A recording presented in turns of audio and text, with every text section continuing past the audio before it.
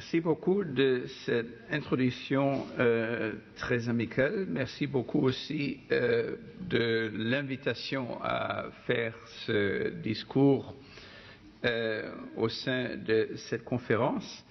Je m'excuse de continuer en anglais. Je crains qu'il y ait trop de termes techniques.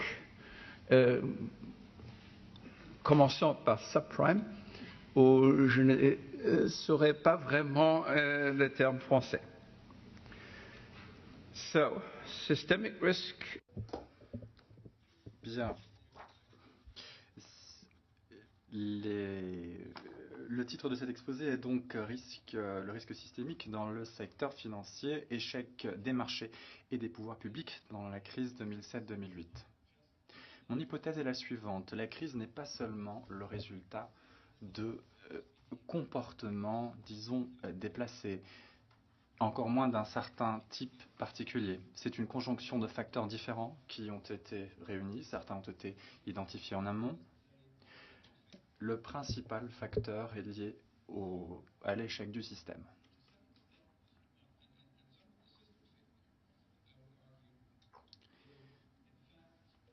Selon moi, cet échec du système est lié à une incompréhension, disons, de la structure réglementaire. Alors, pour en revenir justement à cette discussion sur la notion de réglementation, c'est que on voit que dans le monde, que l'on regrette en fait la présence d'une certaine carence réglementaire, et que sans celle-ci, la crise n'aurait pas eu lieu. Alors, essayons de combler ces trous, ces carences réglementaires. Je pense que si ces critiques, ces gens qui formulent ces critiques se regardaient dans le miroir, eh bien ils verraient sans doute qu'il y a là certaines pistes pour parvenir à des solutions.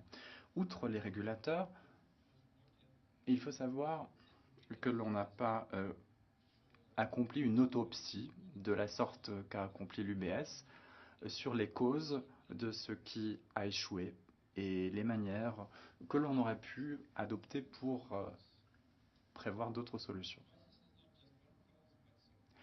Alors, la crise, je l'ai déjà dit, n'a pas une seule cause, elle a une multiplicité de causes. J'aimerais tout d'abord opérer un distinguo entre deux facteurs déclencheurs, puis revenir sur l'architecture du système financier, architecture avec ses carences.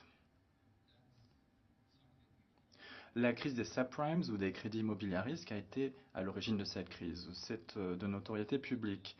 L'autre facteur déclencheur a été l'effondrement de ce que j'appellerais la transformation excessive d'échéances. C'est-à-dire, on contracte des prêts à court terme pour des objectifs à long terme, des échéances à court terme pour investir dans des titres avec un horizon d'investissement de plusieurs années et avec lesquels on ne sait jamais trop comment tout cela va finir. Si par exemple les modalités ou les possibilités de refinancement disparaissent. C'est donc un petit peu là où on en était en août 2007. Alors, cette architecture financière défaillante était donc un état de fait. Et je dirais qu'entre l'année 2007 et 2008, on a vu en fait une spirale à la baisse de ce système qui s'est auto-alimenté dans ses remous. Cela a impliqué à une chute des prix des marchés, une dépréciation des valeurs dans les documents comptables des banques,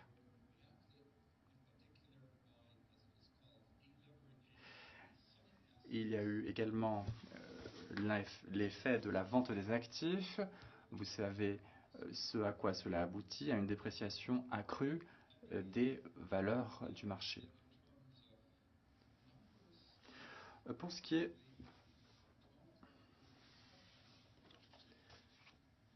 du problème des subprimes maintenant, il y a deux choses auxquelles il faut penser. Revenons tout d'abord au Fonds monétaire international et à son rapport qui est publié en octobre 2008.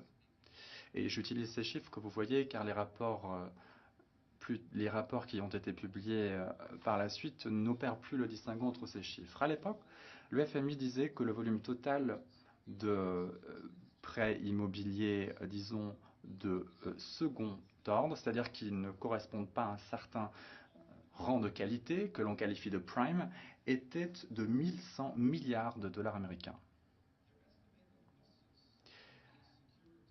L'estimation de perte sur ces titres et ces produits dérivés était de 500 milliards de dollars. Alors quand on examine de plus près ce deuxième chiffre, deux questions s'imposent à nous. Pourquoi est-il si conséquent et pourquoi est-il si faible? Alors, comment répondre à cette question? Tout d'abord, le chiffre paraît conséquent si on le lie aux pertes probables par rapport aux éléments sous-jacents.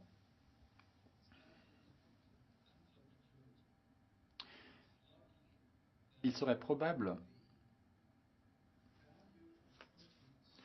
que la valeur des recettes serait considérablement supérieure à la valeur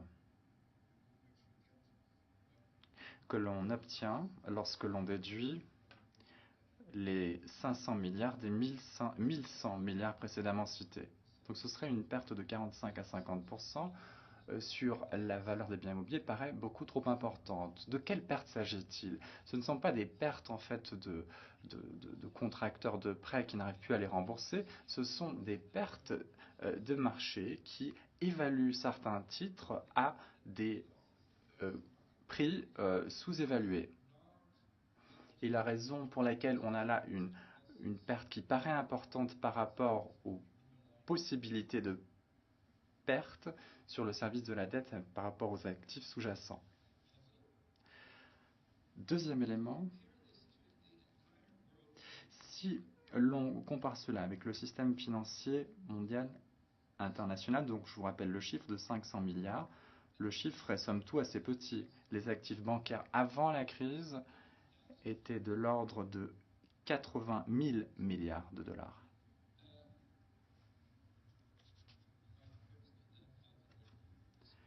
Et vous considérez qu'en comparaison avec les 500 milliards, le chiffre est relativement petit. Alors quelles ont été les pertes dans la crise japonaise dans les années 90? Là, on était dans une fourchette entre 500 et 600 milliards de dollars américains. Et quel effet sur les marchés européens ou sur les marchés états-uniens?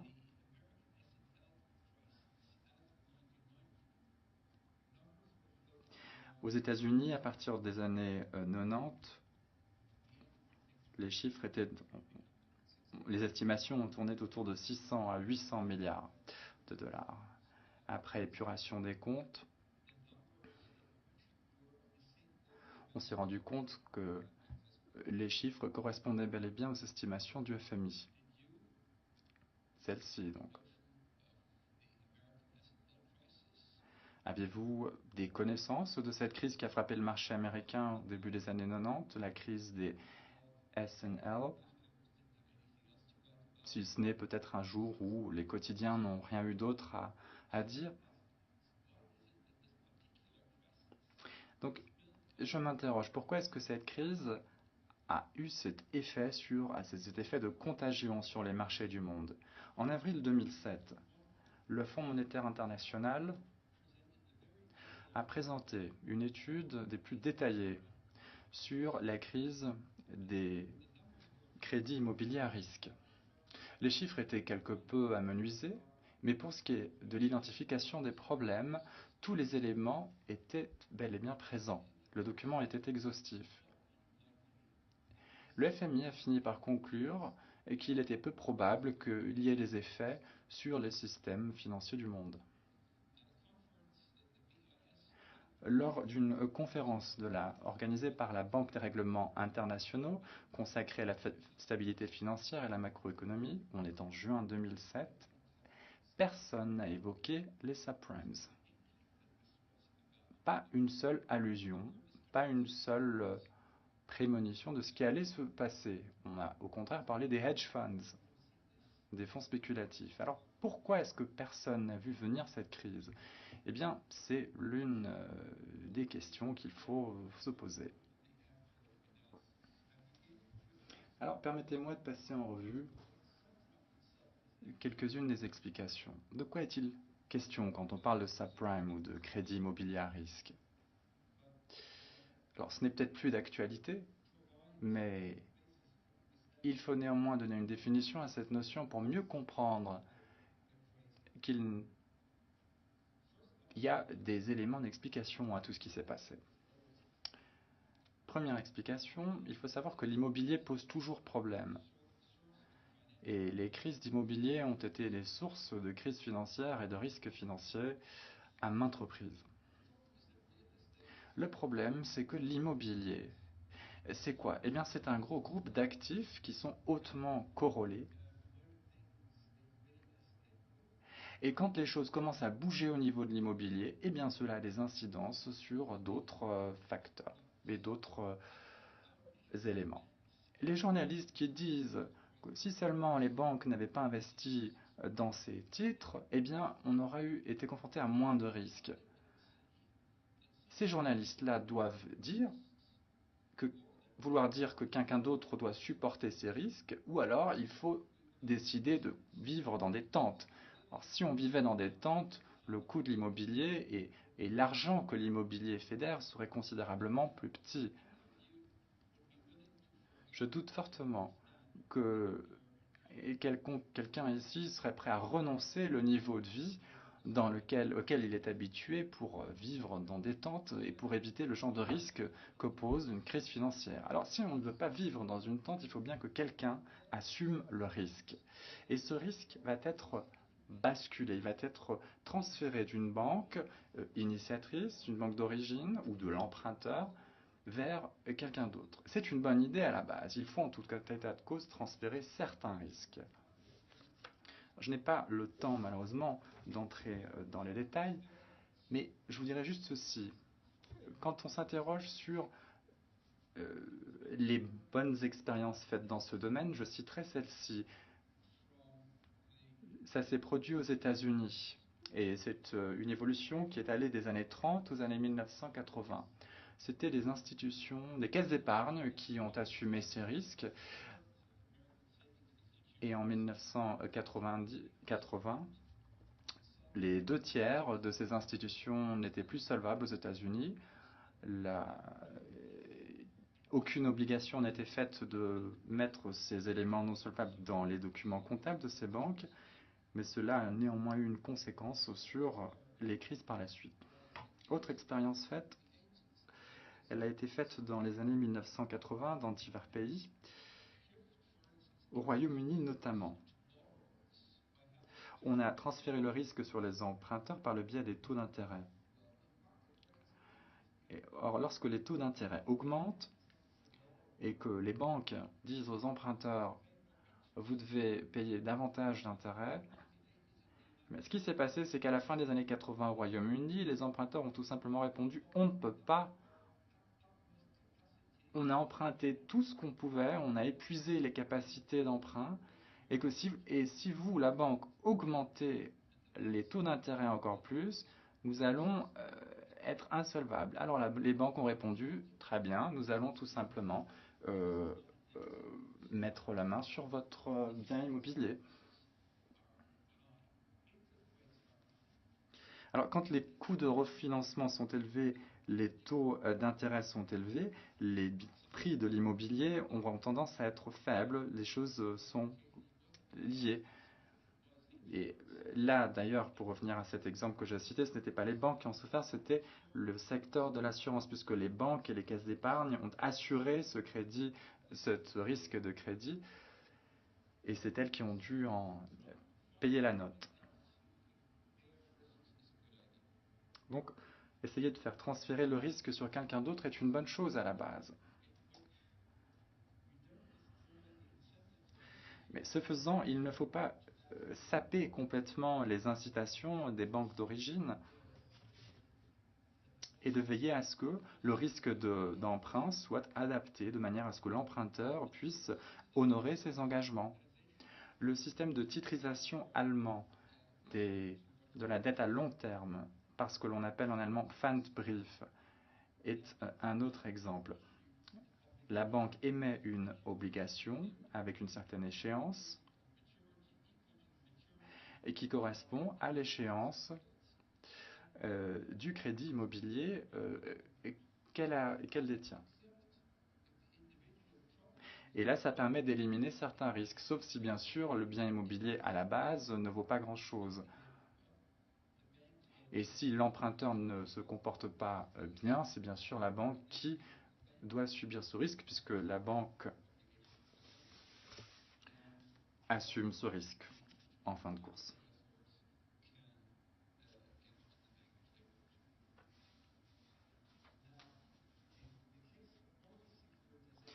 Alors, aux États-Unis, la titrisation hypothécaire n'a pas beaucoup servi. Tous les risques ont été transférés sur des investisseurs. Ce système a été conçu par des entreprises parrainées par le gouvernement, Fannie Mae et Freddie Mac. Inutile de revenir sur la signification profonde de ces acronymes. Alors, on dit qu'ils sont parrainés par le gouvernement parce que les autorités publiques aux États-Unis leur ont donné certains privilèges. Beaucoup pensaient qu'en fait, ils étaient soutenus par le gouvernement, financièrement bien sûr, ce qu'ils n'étaient pas, et vous avez vu le résultat. Alors, cela garantissait le service de la dette sur ces prêts hypothécaires, et on insistait toujours sur la qualité de ces titres. Les subprimes, justement, ce n'était pas du ressort de ces deux institutions. Donc, ces deux institutions ont résolu le problème des incitations, pas de manière idéale, car si les banques d'origine avaient maintenu quelques garanties, la situation aurait été un peu plus rose. Nonobstant, en restant avec ces standards, elles ont assuré une certaine qualité. Dans les années 2000, les banques d'investissement ont découvert un créneau, elles ont estimé que ce marché était rentable, elles l'ont investi, pas de garantie, plusieurs innovations, et plutôt mis l'accent sur les subprimes, donc plutôt que sur les primes. Et elles n'ont pas décidé de rester accrochées à la dernière tranche, mais l'ont vendu. Et ainsi, ni la banque hypothécaire d'origine, ni la banque d'investissement n'étaient incitées à s'intéresser à la qualité, la solvabilité des clients. Et quand il n'y a pas d'incitation, vous savez ce qui se passe, il y a tout simplement une déperdition de qualité. On a constaté ainsi une augmentation, une multiplication par 15 des cas de fraude entre 1996 et 2006. Et beaucoup d'irrégularités contractuelles ont été découvertes avant même l'émergence des premiers problèmes de paiement. Donc ce n'était pas seulement un manque de surveillance. Cela étant dit, si l'on étudie les irrégularités pour ce qui est des arriérés de paiement, on constate la chose suivante. Les taux de défaillance, 12 mois après la signature du contrat, ont augmenté de manière continue pendant cette période. Pas les taux de défaillance bien réels. Pendant certaines années, les taux réels ont en fait chuté. Pourquoi? Tout simplement parce que le marché immobilier a connu un véritable boom. Et quand le marché immobilier fonctionne bien, eh bien cela a certaines répercussions positives.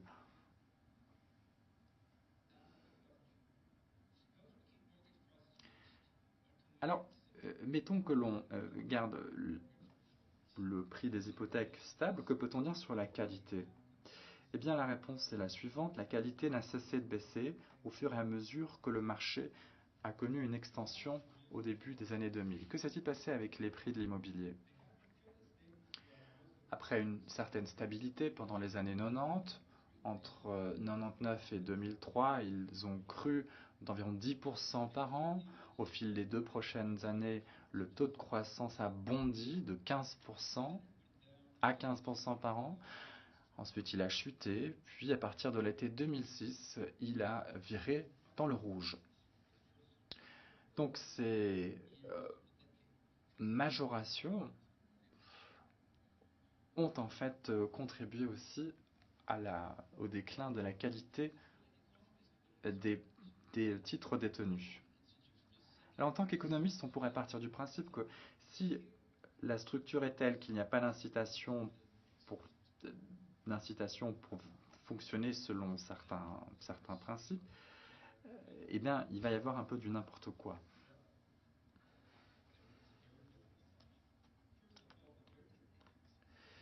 Et c'est là qu'interviennent les agences de notation. Les agences de notation qui veillent à la qualité des actifs n'ont pas fait suffisamment attention à la qualité ou la solvabilité des emprunteurs.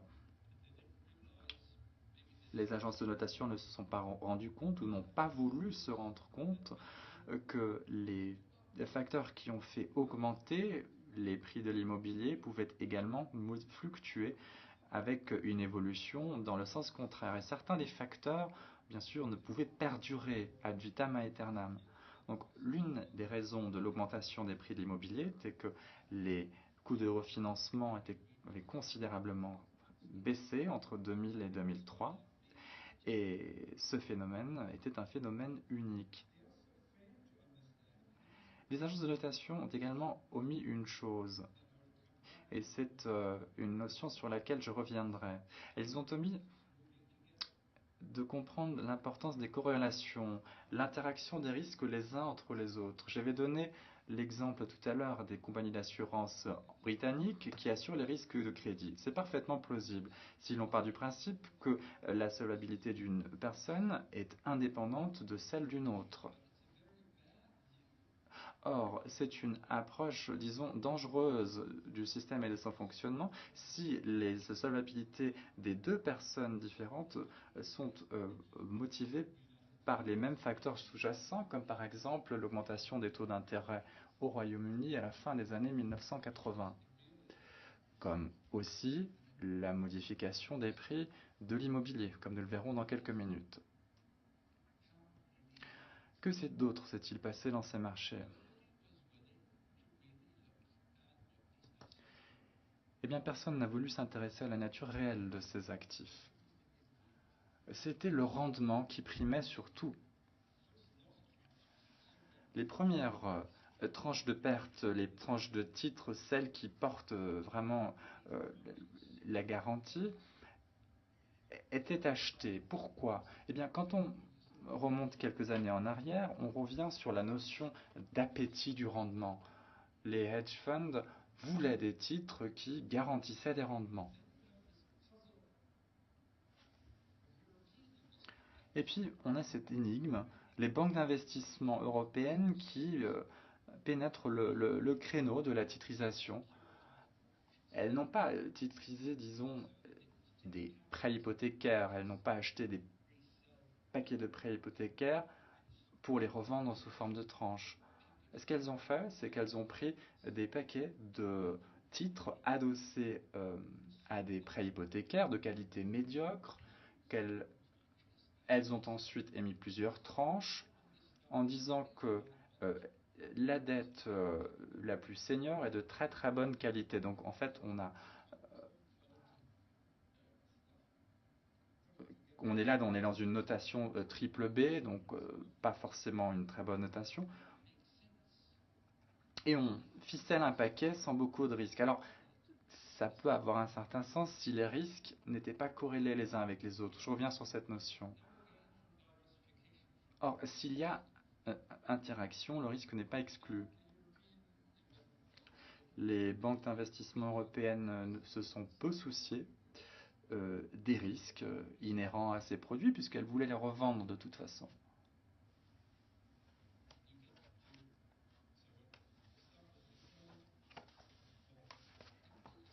Ces produits vendus, c'était quoi? C'était des MBS, des titres adossés à des créances, ou alors des CDO, des obligations adossées à des actifs. On a les MBS CDO et les MBS CDO au carré. avec à chaque fois l'un étant la garantie de l'autre, le MBS étant la garantie du CDO, le MBS-CDO étant la garantie du CDO au carré. Prenons par exemple l'exemple de l'UBS. On a deux très saillants qui, moi, me frappent. L'UBS, une banque donc, et sa division d'investissement était active dans le domaine de la titrisation et ils ont conservé certains des produits qu'ils ont émis tout simplement parce que le taux de rendement était attrayant. Le taux d'intérêt était de quelques points de base supérieurs à ce qu'ils auraient pu obtenir ailleurs sur d'autres produits avec, disons, des notations similaires. Le fait qu'il y avait là une corrélation très importante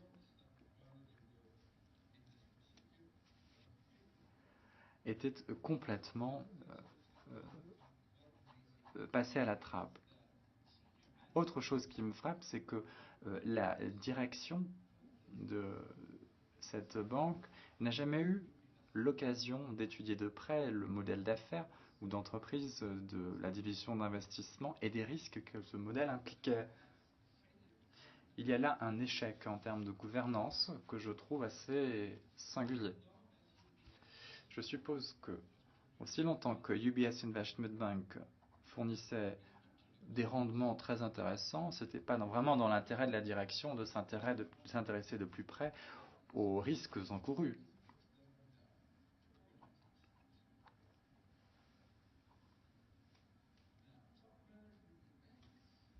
Alors, la direction des banques, les gestionnaires des hedge funds et d'autres ont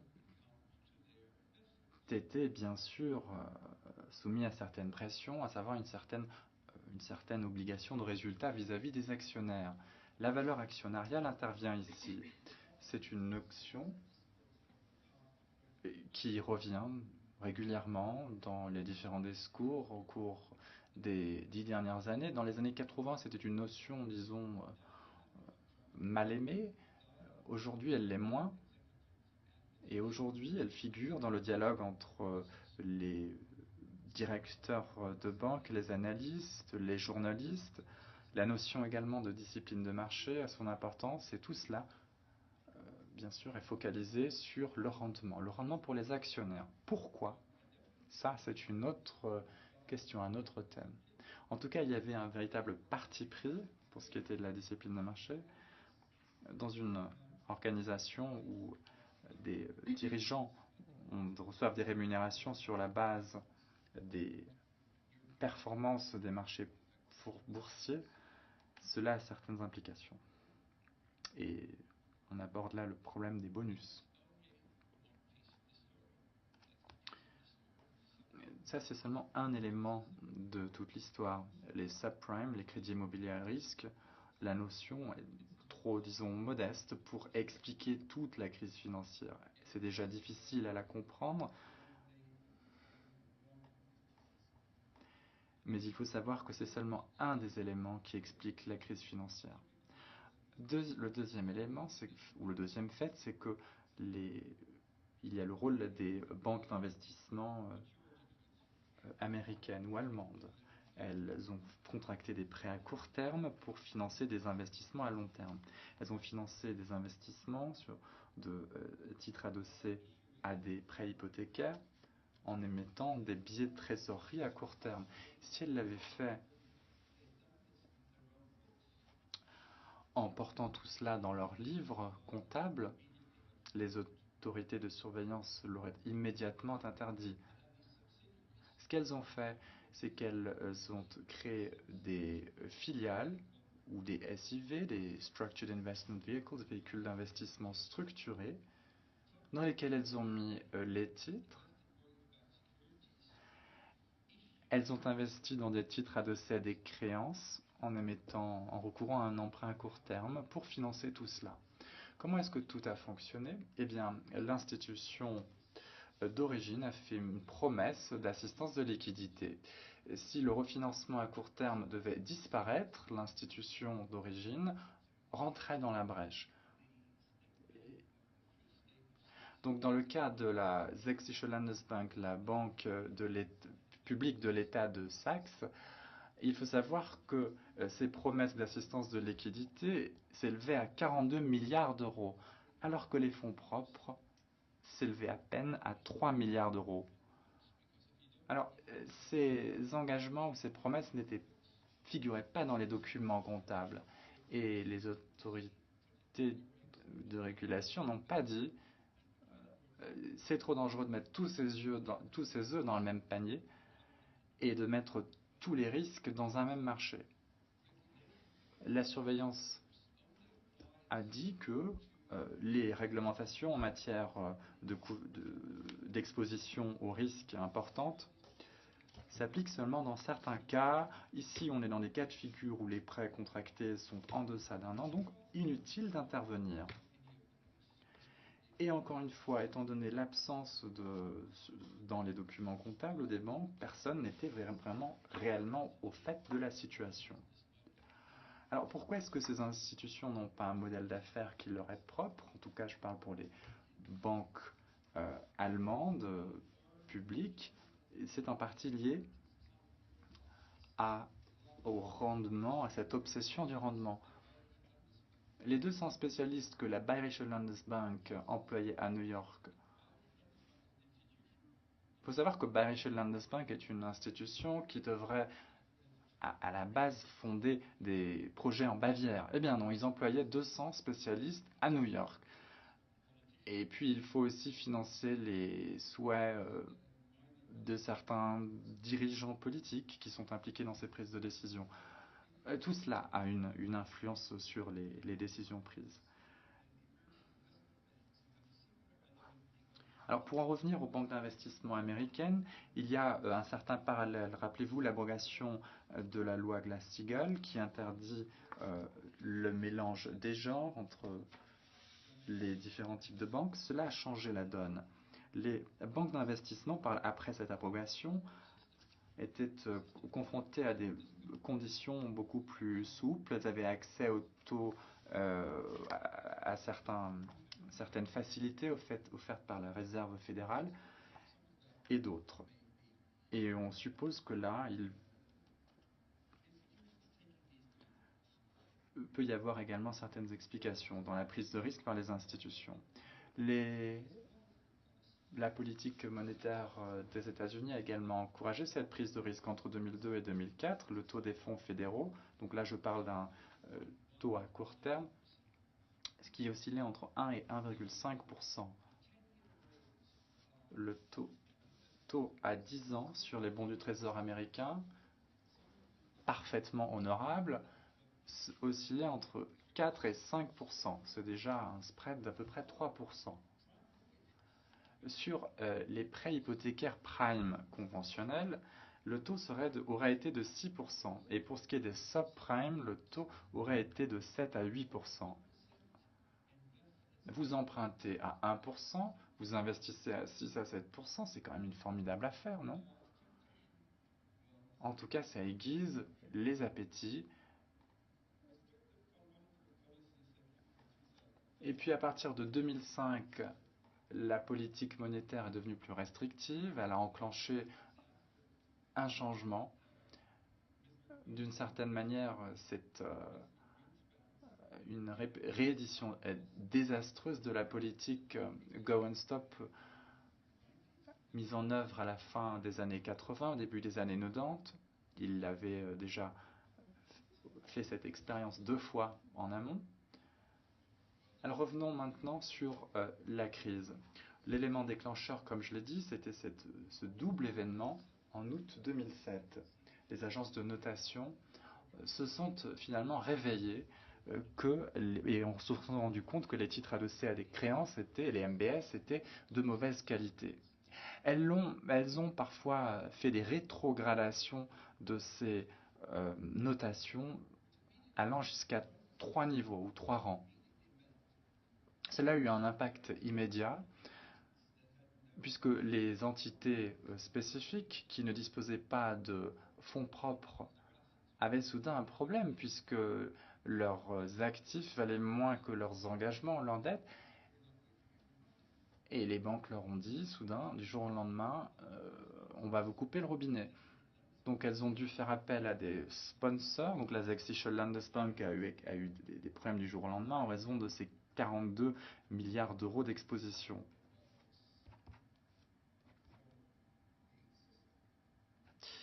Le choc pour le système a été considérable. C'était surtout le montant concerné qui l'était. Il faut savoir que la transformation des échéances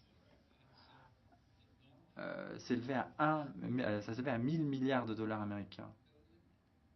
Rappelez-vous, tout à l'heure, je vous ai cité le chiffre de 1100 milliards.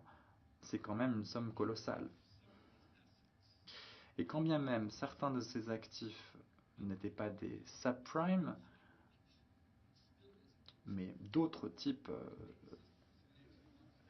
de titres adossés à des créances, c'est quand même beaucoup. Et s'il faut refinancer une telle somme, tout simplement parce que les sources de refinancement initiales ne leur font plus confiance, eh bien, ce sera toujours une situation cataclysmique pour une banque. Donc il y a deux raisons interreliées, puisqu'il y avait d'un côté la question des titres adossés à des créances, mais aussi la transformation excessive des échéances. C'est un péché dans le domaine bancaire qui est bien plus ancien que ces nouveaux produits dérivés. C'est pourquoi d'ailleurs je n'ai jamais compris pourquoi les autorités de régulation et les autorités de surveillance ne sont pas intervenir pour dire quelles que soient les règles, nous avons le droit d'interdire les pratiques bancaires illicites.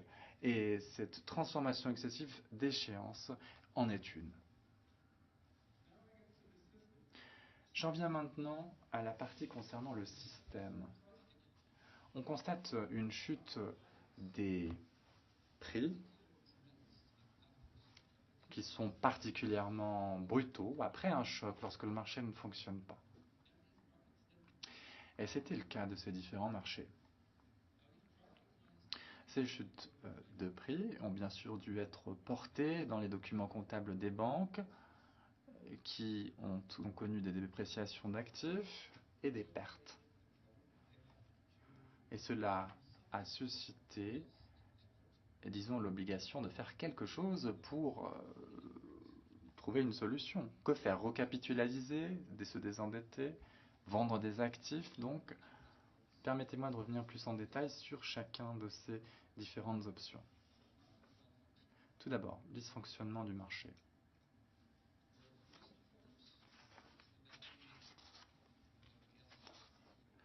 Un problème d'information. Quelle est la valeur d'un actif X ou Y? Modification dans la perception du risque, modification dans la perception de la propre vulnérabilité. Je dois me soucier de l'interlocuteur qui va me donner de l'argent. Cette conjonction de facteurs a déprimé les marchés. Et puis il y avait un lien avec une certaine anticipation liée au fait que si demain quelqu'un vend quelque chose, ce sera moins cher, donc pourquoi acheter aujourd'hui? Autant attendre.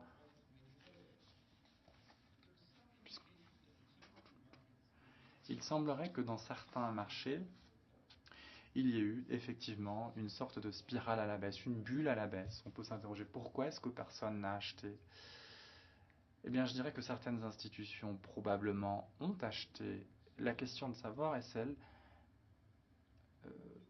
la suivante, qui aurait été assez fort vis-à-vis de ses propres financiers pour acheter ces titres. D'aucuns ont dit,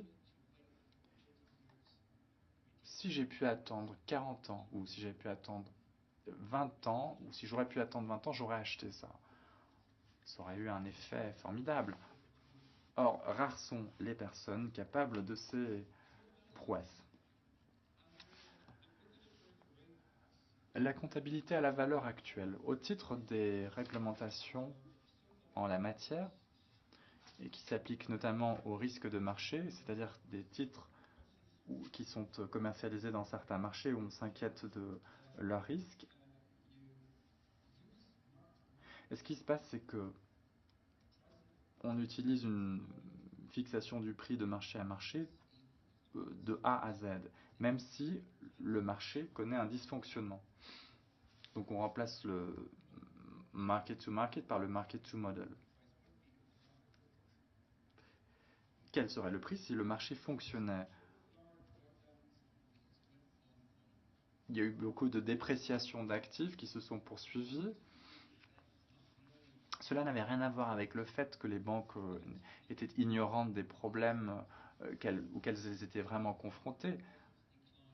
En fait, elles se sont rendues compte, je parle des banques, que les problèmes se sont aggravés au fil de la dépréciation continue des actifs. Les banques n'ont pu faire face à ce problème seules. Et ça, c'est important à deux niveaux. Le premier niveau, c'est qu'il n'y avait quasiment pas de réserve ou de marge de fonds propres, outre ce que le régulateur exigeait. L'un des paradoxes de la régulation, c'est que quand on a des réserves qui sont exigées, conditionnées, eh bien elles ne le sont plus, puisque c'est ce que le régulateur demande. Donc si c'est ce que veut le régulateur, on ne peut pas l'utiliser pour amortir des chocs ou pour mieux les tamponner. Donc il faut soit remplir les caisses en trouvant quelqu'un qui va vous donner plus de fonds propres, comme le fonds souverain de Singapour, pour le cas du BS, ou alors il faut vendre des actifs. Et cette vente-là dépend des pertes. Quel est le rapport entre vos fonds propres, quelle est la position de vos fonds propres dans votre bilan? Dans certains cas de figure,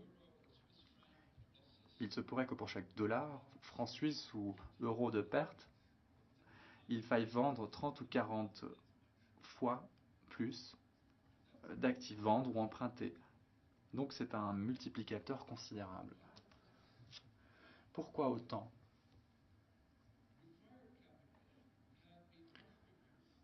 Le capital réglementaire avait été considérablement réduit et dans certaines institutions, le fonds propre correspondait à 1, 2, 3% dans le bilan. Quand on lit un article et qu'on dit une institution s'y prévaut d'avoir 10% de capital propre de base, cela ne veut pas dire que ça correspond à 10% du capital dans leur bilan. Ça veut dire que ça correspond à 10% de ce qu'on appelle les actifs les actifs qui font l'objet d'un risque pondéré, les risk-weighted actives. Dans le cadre de l'UBS, on obtient en fait un taux réel de 2,5% de fonds propres. Cela donne un multiplicateur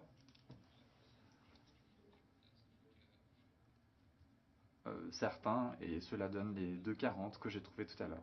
Le problème avec ces fonds propres présents en faibles conditions, c'est qu'on est tout de suite dans une situation de défiance par rapport à la solvabilité. Les pertes du BS dans les activités des crédits immobiliers à risque vont bien au-delà de la liquidité qu'elle avait avant la crise.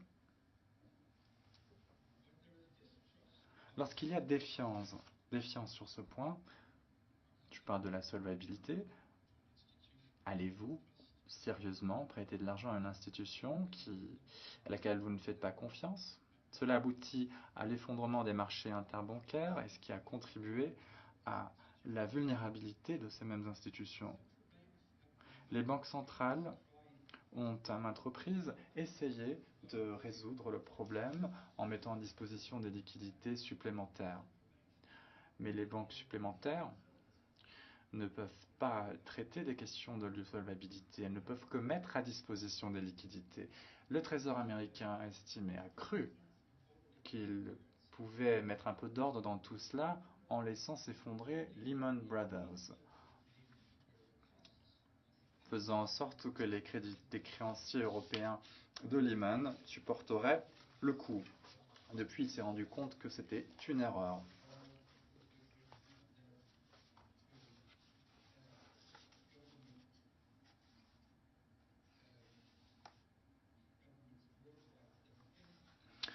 Conséquence de tout cela, intervention massive des pouvoirs publics dans le monde avec mise à disposition de garanties par le contribuable.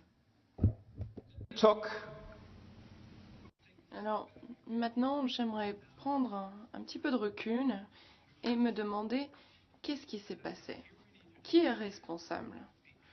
Et là, il faut bien faire la distinction entre des erreurs de comportement et un système défaillant. Et il est très important de faire cette distinction, parce que beaucoup de problèmes ne découlent pas forcément du comportement conscient ou inconscient des personnes impliquées, mais d'une incompréhension des risques encourus. Il y avait beaucoup de fragmentation dans la dynamique du système qui a mené à cette situation. Alors, les erreurs de comportement, j'ai déjà parlé de l'appétit du rendement, j'ai parlé de la transformation excessive des échéances. Ce qui est peut-être plus intéressant dans les modèles de risque, que ce soit dans les institutions ou les agences de notation, quand elles ont des modèles, étaient mal construits. C'est-à-dire qu'ils ne comprenaient pas qu'il y a un certain nombre de non-stationnarités, c'est-à-dire que les choses changent d'une période à l'autre et qu'il existe des corrélations entre différents risques. Des exemples de corrélation, eh bien, l'UBS avait repris une partie des risques avec des tiers, notamment les monoline insurers. Et donc avait éliminé ces risques de ces modèles de risque puisqu'il les avait transférés à d'autres. Le fait que les assureurs ne puissent peut-être pas payer, le fait que ce risque pouvait apparaître à tout moment n'était pas pris en compte. Et ils n'ont pas du tout compris qu'il y avait des risques qui ne pouvaient pas apparaître dans les modèles. Par exemple, personne ne savait à quel point il y avait une transformation excessive des échéances. Bon, on ne peut pas le reprocher aux personnes impliquées, mais on peut leur reprocher. Bon, on ne peut pas leur reprocher de ne pas l'avoir mis dans le modèle, mais on peut leur reprocher de ne pas avoir tenu compte de la possibilité qu'il y ait toujours des choses dans le monde auxquelles on n'a pas pensé. Et il faut, dans une certaine mesure, prévoir ces risques. Bon, je crois que l'UBS est un excellent exemple. Les erreurs de comportement. Il y a des failles dans les régulations. Il n'y a pas de deuxième pilier pour empêcher ce genre de comportement non professionnel. Les hommes politiques ont également créé un cadre juridique et un environnement dans lequel les régulateurs s'inquiètent d'être accusés de mettre des bâtons dans les roues aux champions nationaux. Et la politique monétaire, bien avant la crise, l'UBS et le Crédit Suisse, la commission bancaire suisse et le ministère des Finances suisse ont dit qu'il n'y aurait pas de problème. Ils savaient que la presse serait toujours du côté des champions nationaux, si vous voulez. Donc là, je crois qu'il y en a beaucoup qui peuvent se rejeter la faute, la politique monétaire, comme je l'ai déjà dit. Donc des défaillances dans le système. Il y a un manque de redevabilité et de responsabilité dans l'origine des prêts immobiliers. Et la responsabilité a été d'autant plus diluée par la suite avec la titrisation. Il y avait également un manque de transparence par rapport aux positions des marchés. Il y a une discussion depuis longtemps sur les hedge funds, si on devrait justement avoir plus de régulation dans ce domaine des fonds spéculatifs. Les investisseurs dans les hedge funds sont perçus comme des personnes très responsables, des investisseurs de haut niveau. Mais est-ce que la réglementation ne protège que les investisseurs? Il y a également un risque systémique. Il aurait été très utile pour l'UBS ou Deutsche Bank d'avoir en tout cas quelques informations par rapport à l'exposition d'autres institutions. L'accumulation de transformations d'échéances dans d'autres institutions, cela leur aurait permis d'anticiper au moins une partie de la deuxième vague d'août 2008. Pour revenir au système, bien sûr, il faut également nous intéresser à la gouvernance des banques privées, la discipline du marché dans ces banques privées et parfois un manque total de gouvernance dans les banques publiques. La régulation des capitaux, elle a été conçue pour qu'il y ait suffisamment de capitaux, mais cela a mené à une insuffisance de capitaux. Il n'y avait pas de capitaux à disposition. On ne peut pas forcément en assurer la réglementation, mais il y avait également très peu de capitaux régularisés.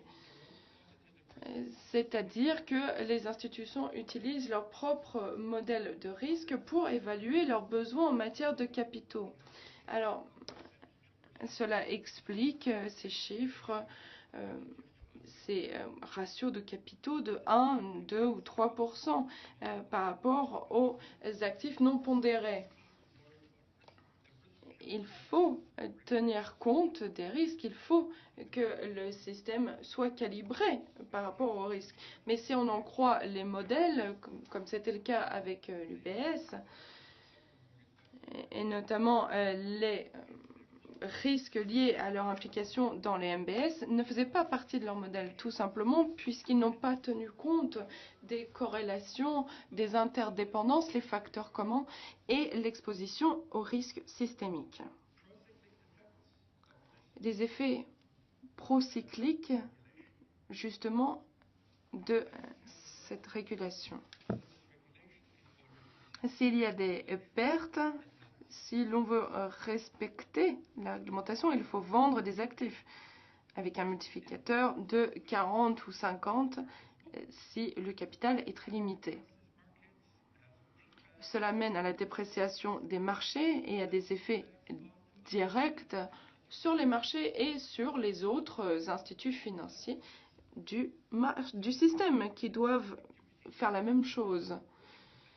Donc cette activité peut nuire à la banque puisqu'il y a un cycle, il y a un retour de bâton, alors qu'au départ, c'était conçu pour protéger les banques. Si on se demande d'où cela vient, eh bien, cela vient d'un manque total de compréhension conceptuelle des effets de la réglementation. On part du principe que si l'on s'intéresse à la solvabilité d'une banque individuelle, eh bien, cela couvre l'ensemble du système. Mais c'est faux. On se dit que s'il y a suffisamment de fonds propres, 100%, il n'y aura aucun problème dans le système. Oui, mais on peut répondre qu'avec 100%, il n'y a plus de déposants. Et il ne s'agit plus d'une banque. Et c'est ça le problème. On aimerait bien que ce soit le cas, mais ce n'est pas le cas. Et c'est pour cela que l'on se retrouve avec ce ratio de 8%. Mais pour le ratio de fonds propres, mais quand le ratio est de 8%, c'est une histoire tout à fait différente. On peut se demander ce que les mesures correctives apportent. Eh bien, comme je l'ai dit, si l'on demande à ces institutions de revendre leurs actifs en dessous de leur valeur, et si l'on tient compte de l'effet sur les autres institutions, voilà ce qui arrive. Donc on n'a pas besoin de plus de réglementation, il faut repenser la réglementation existante. Et ce que je trouve particulièrement marquant,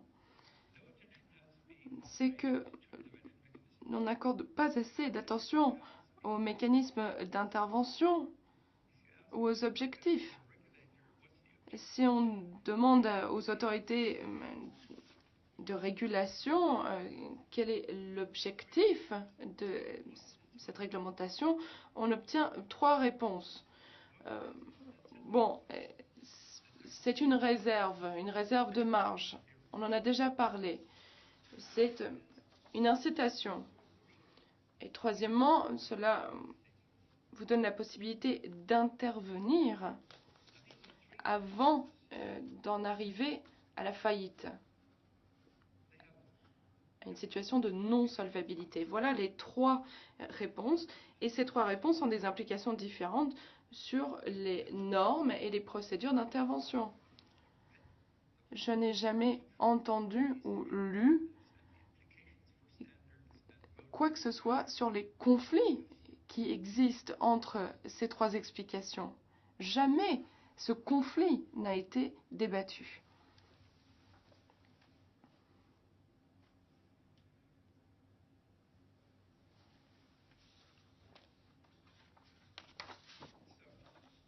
Alors, j'en arrive maintenant à ma conclusion.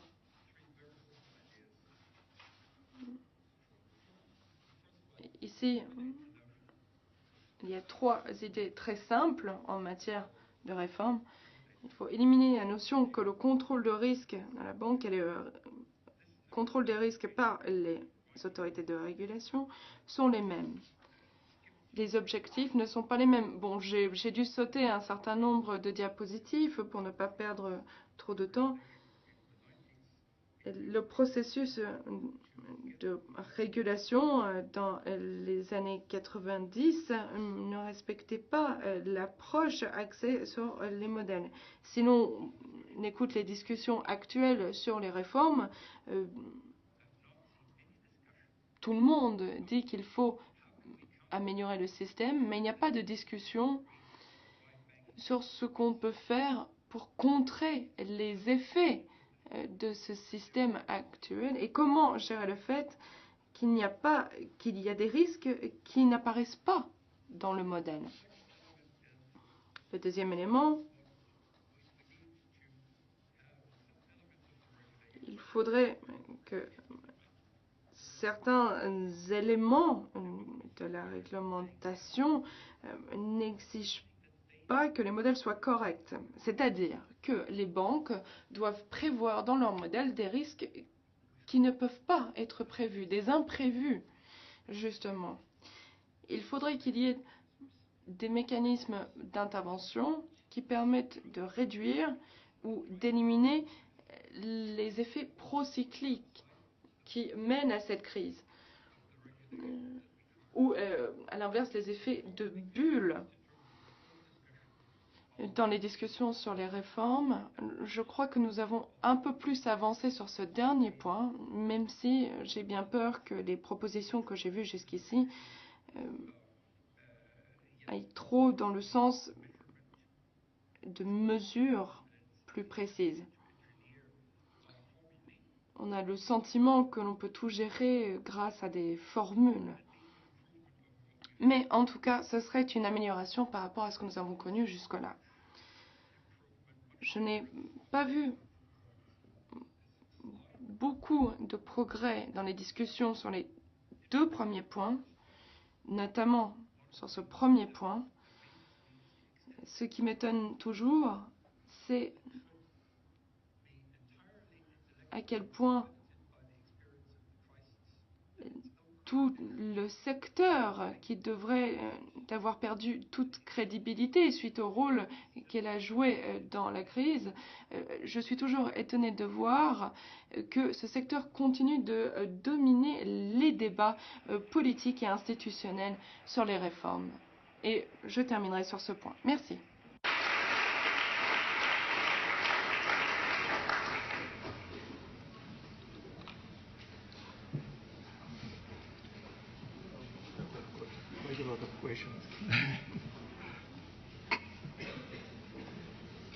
So, We have got quite a lot of questions. Très bien. Nous avons reçu beaucoup de questions au cours de cette présentation. Alors, tout d'abord, pourquoi les analystes financiers ne se sont pas rendus compte que la titrisation et les subprimes étaient dangereux et injustes pour les clients, et pourquoi l'abrogation de l'acte Glass-Steagall?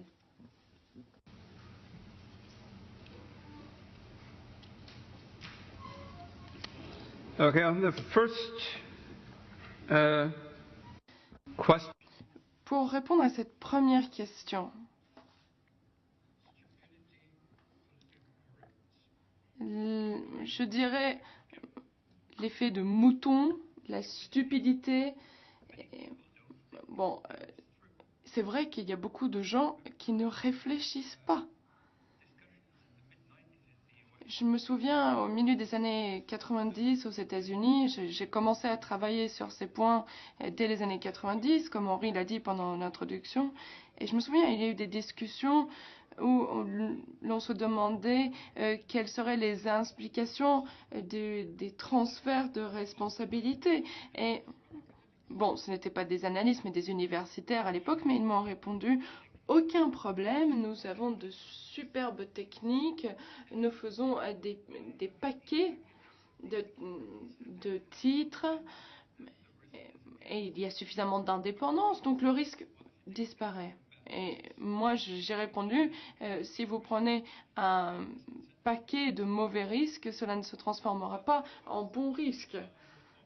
Mais en répondant cela, on me disait que j'étais un gars de la province qui n'y connaissait rien, ce qui m'amène au dernier point, l'envie d'être politiquement correct. Si on a l'impression que c'est comme cela qu'il faut jouer le jeu, vous risquez de vous faire une mauvaise réputation si vous allez à l'encontre du système. On peut également se demander pourquoi tant de banques ont envoyé autant d'argent en Amérique latine à la fin des années 70. J'ai eu des conversations avec des banquiers qui disaient, même si on s'est rendu compte que ça allait être un problème énorme, on ne pouvait pas se retirer puisque l'effet sur notre réputation aurait été désastreux. Pourquoi l'abrogation? Eh bien, le lobbying. Les banques commerciales voulaient rentrer dans ce secteur de l'investissement et je suis désolée de vous dire que ça a marché. Pourquoi la Banque nationale suisse n'a pas réussi à obtenir une réglementation pour le ratio de levier? Eh bien, même réponse. Une autre question liée plus précisément à l'Allemagne. Est-ce que les Landesbanken vont survivre à encore une bombe à retardement? On parle de chiffres qui dépassent les 100 milliards.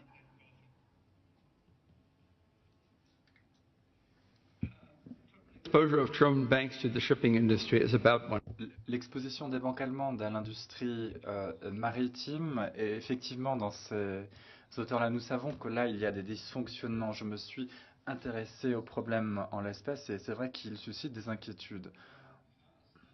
Pour ce qui est de HSH Nordbank, donc la banque de Schleswig-Holstein, publique bien sûr, l'année dernière, elle a connu des pertes qui a réduit des fonds propres de 5 à 2 milliards d'euros. Depuis, les caisses ont été renflouées. Les premiers mois de l'année, ça a rechuté à 4,5. Je vous dirais en tout état de cause qu'il y a une exposition à l'industrie maritime de 34 milliards d'euros. Donc, inutile de voir ce chiffre que le problème est très grave. Et puis une autre chose, sur la question vont-ils ou pas survivre à cet état de fait, ma réponse est oui, bien sûr. Si vous êtes ministre-président d'un land allemand, aucun prix ne sera trop cher pour sauver un pan d'industrie ou plutôt vos moyens de financement extra-parlementaires. Aucun prix, bien sûr, payé par le contribuable, je veux dire. Une question de nature plus générale. L'économie américaine et l'économie mondiale est dans une certaine situation. Et qu'en est-il en fait de la situation où, par exemple, on a une opposition entre marché haussier et marché baissier, et puis vous avez parlé de bulle aussi. C'est vrai, on a connu une bulle du marché boursier à la fin des années 90. Il y a eu la bulle de l'immobilier aux États-Unis, avec cette spirale à la baisse, j'en ai parlé. Je dirais qu'à court terme, d'autres bulles spéculatives sont parfaitement possibles, mais je doute fort du fait que l'on puisse affirmer que l'ensemble du système économique repose sur des bulles. Une chose m'intrigue à cet égard, c'est que, en fonction des bulles, on a différentes conséquences. Je parle bien sûr de l'éclatement des bulles. Et les bulles de l'immobilier sont bien plus néfastes que les bulles du marché boursier. Et l'une des expériences les plus fascinantes de cette décennie, c'est justement que l'éclatement de la bulle technologique, sur les marchés boursiers bien sûr, a eu des effets assez doux, pas très brutaux, sur l'économie réelle. Il y a eu certes une récession, mais les conséquences ont été mesurées.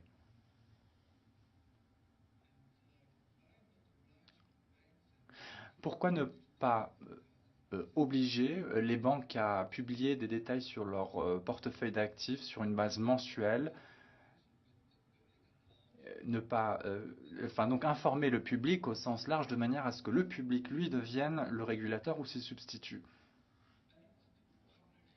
Les banques communiquent beaucoup sur la teneur de leur portefeuille. Là où il y avait une carence à cet égard, ou une certaine opacité, c'est le système bancaire, disons, de l'ombre, en dehors du système bancaire officiel. Pour ce qui est du public au sens large qui devient un régulateur, ça rejoint un petit peu l'idée de la discipline du marché. Je ne pense pas que la discipline du marché fonctionne ou que la discipline du marché en soi suffit ou permet d'éviter une crise. J'ai évoqué le fait que la discipline du marché était défaillante. Elle n'a pas empêché les acteurs de se lancer dans des stratégies dangereuses. J'ai également évoqué la question de la spirale à la baisse avec la bulle. Là aussi, il pourrait y avoir des excès. Et nous avons vu que les marchés ont chuté bien plus bas qu'ils ne l'auraient fait dans un système, disons, où on donne davantage de temps au temps. Donc je ne pense pas que se fonder uniquement à la vigilance du public au sens large ou de l'opinion publique changera grand-chose au problème. Je vous remercie. Encore deux questions sur les systèmes comptables. La première, est-ce que la comptabilité à la valeur actuelle devrait être faite ou changée? Comment réduire les effets procycliques? Et pensez-vous que les normes IFRS sont bonnes ou pas? Quand est-ce que, pensez-vous, aura-t-on à disposition un système encore mieux? Il n'y a pas de système ou de normes comptables parfaites. La comptabilité à la valeur actuelle présente certains avantages et certains désavantages. Pour donner quelques précisions sur les avantages, revenons à la crise des dépôts et des prêts aux États-Unis.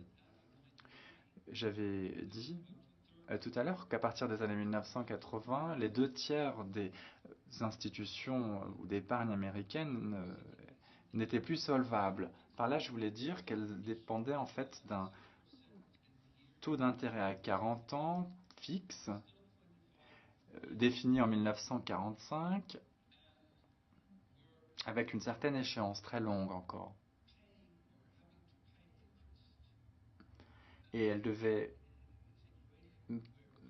payaient des intérêts où les taux du marché monétaire étaient des taux à 2 chiffres. Si vous avez un rendement de 6% et que vous devez payer 11, 12 ou 13%, il y a bien sûr un problème. Il y a eu donc ce taux d'intérêt hypothécaire de 6% et qui a dû être honoré. Et on n'a pas pris en compte le fait qu'il y avait un déséquilibre patent dans les bilans des institutions. La valeur décomptée pour ce qui est du service de la dette sur ces prêts hypothécaires au taux du marché réel aurait été bien inférieure à la valeur réelle. Ne pas reconnaître ce problème signifie que lorsque l'on a procédé à la déréglementation de ces institutions, la dérégulation de ces institutions, celles-ci ont tout fait pour renaître de leurs cendres. Si je sors gagnant du jeu, tant mieux pour moi. Si je perds, ce sera pour la tête du contribuable. Deuxième crise maintenant, celle qui a éclaté à la fin des années 80. Elle est justement le résultat de cette course effrénée à la résurrection. Alors, les pertes ont été certes contenues, en tout cas moins élevées que ce qu'on avait escompté, mais elles auraient été encore moindres si l'on avait, disons, mis un peu d'ordre dans tout cela pendant les années 1980. Et c'est là que la comptabilité à la valeur actuelle aurait obligé les institutions à faire certaines inscriptions dans leurs documents comptables, et cela aurait présenté des avantages. Cette anecdote d'ailleurs m'inquiète pour ce qui a trait d'événements actuels. Je ne vois personne actuellement qui fait un peu le ménage parmi ces institutions lésées. Je pense que chaque système comptable a ses avantages et ses désavantages. Il faut opérer un compromis. Deuxièmement, les effets procycliques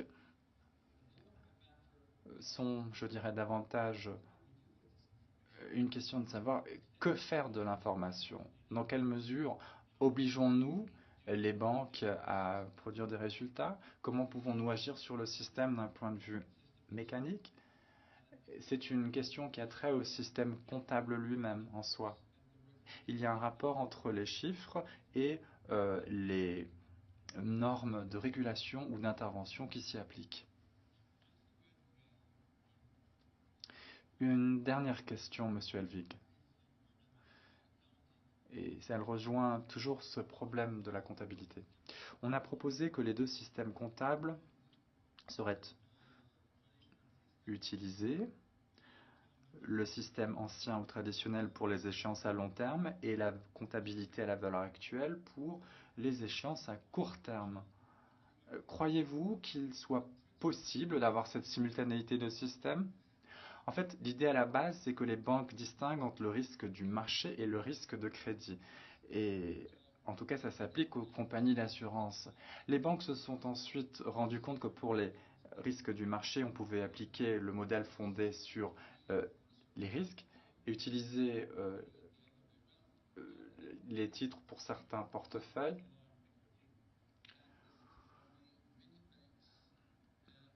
Et c'est pourquoi beaucoup d'institutions bancaires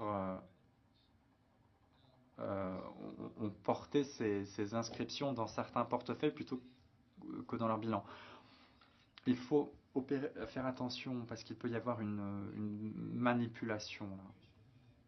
La distinction est difficile. Une question concrète maintenant. Pour avoir une notation d'une agence de notation, faut-il la rémunérer? D'après ce que ma compréhension du système, la réponse est oui, le client paye. Une question en français. Est-il possible d'élaborer des systèmes dénués de tout risque?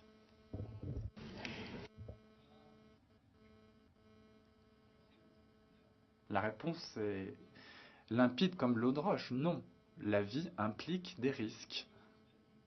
Tout choix que vous ferez implique des risques. Si vous traversez la rue, vous voyez qu'une voiture s'approche à vive allure, vous vous dites « je vais peut-être y arriver à traverser la rue ». Eh bien, c'est un risque que vous prenez. Tout à l'heure, je parlais de l'immobilier. Là aussi, il y a toujours des risques. On ne peut pas les éviter. Il faut veiller à contenir le nombre de ces risques dans l'économie. Il faut également veiller à ce que ces risques le soient au bon endroit. Il faut éviter leur concentration excessive. Ou du moins faire en sorte qu'ils soient disséminés. Une question sur la valeur actionnariale et les revenus tirés des actions, des titres. Avec une croissance économique de 5%, est-il du produit national brut, c'est plus que ce que nous avons. Peut-on escompter des performances boursières, des rendements à 2 chiffres? Alors, pour répondre à votre question, je crois que ces rendements, retour sur investissement de 25% qui ont été évoqués par M. Ackermann de la Deutsche Bank représentent un problème. Alors, je ne veux pas calomnier M. Ackermann, il a raison de dire que c'est une référence. C'est un étalon de mesure qui a été défini. Il est lui-même sous pression. Des analystes et des journalistes attendent des résultats. Donc, de ce point de vue-là, je trouve qu'il a raison. Mais je pense également, en fait, je lui ai entendu dans le cadre d'une conférence, il disait, certes c'est beaucoup, 25%, c'est beaucoup plus élevé que des retours sur investissement dans le secteur non financier. Mais n'oubliez pas une chose, les banques ont beaucoup moins de fonds propres, ou elles peuvent faire beaucoup plus avec ce fonds propre que ne le font des entreprises dans le secteur non financier. Et c'est là que j'interviendrai. Là, je dirais un instant. Certes, on peut faire beaucoup avec les fonds propres à disposition. On prend des risques. Et les 25%, ça sera en quelque sorte une prime de risque.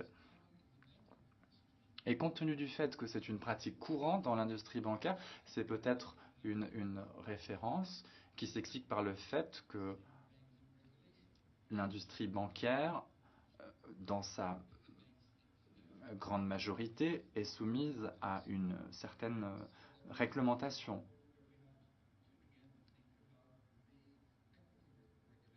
Donc là, il faudrait peut-être s'interroger davantage sur les dispositions réglementaires applicables au taux de fonds propres.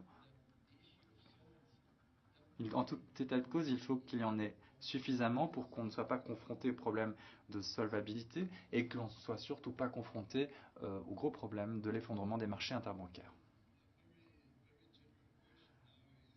Une question d'ordre plus général.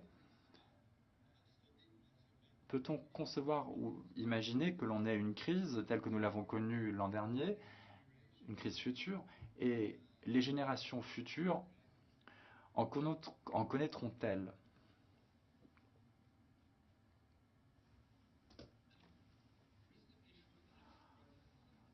Je n'en doute pas, la prochaine crise est déjà annoncée. À moins que l'on ne fasse un grand ménage, je ne pense pas que la prochaine crise soit plus clémente. Vous savez, pour ce qui est de la question sur le fait que chaque génération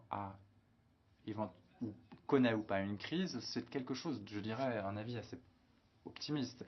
Revenons en arrière, dans les années 70, j'ai cité à maintes reprises la crise S&L aux États-Unis, la fin des années 80, au début des années 90. On a connu un certain nombre de crises un peu partout, y compris en Suisse. Pensez un peu à la crise des banques cantonales. Également en Suède, en Finlande, au Japon et ailleurs.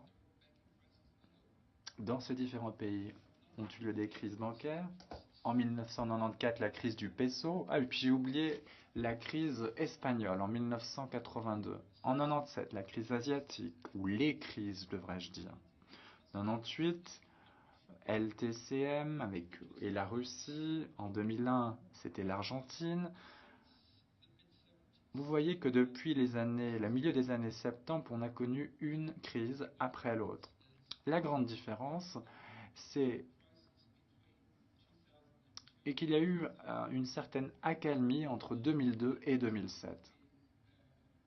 Et puis, en 2007, une grande crise qui a été beaucoup plus virulente que les précédentes. Deux questions sur le risque posé par les cartes de crédit. Pensez-vous que d'autres crises encore plus importantes seront dues aux prêts qui sont consentis par le biais des cartes de crédit? Je n'en sais rien. Je sais que ces chiffres qui concernent donc l'industrie de la carte de crédit sont conséquents. Je sais également qu'il y a beaucoup de mauvais risques qui sont encourus et je suspecte que ces risques sont en quelque sorte plus diversifiés que pour ce qui est des prêts immobiliers. Donc je serais un petit peu plus optimiste par rapport au secteur des prêts immobiliers. Dernière question, achèteriez-vous des actions UBS au jour d'aujourd'hui? Je n'en sais rien, je ne connais pas le cours de l'action UBS actuellement et par principe, je n'achète jamais des actions d'une seule société, je n'achète que des parts de fonds indexées. Je parle de fonds et je ne parle pas de certificats. Et si je devais acheter des actions d'une société unique, ce serait par pur plaisir, de manière à ce que j'ai un sujet à évoquer après avoir lu le journal.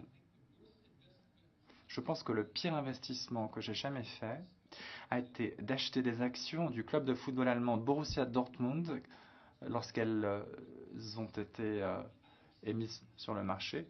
Cela étant dit, je ne l'ai pas regretté. Je crois que je les ai données à l'un de mes fils à une fête de Noël. Il s'en est amusé, ça a bien valu la peine de le faire.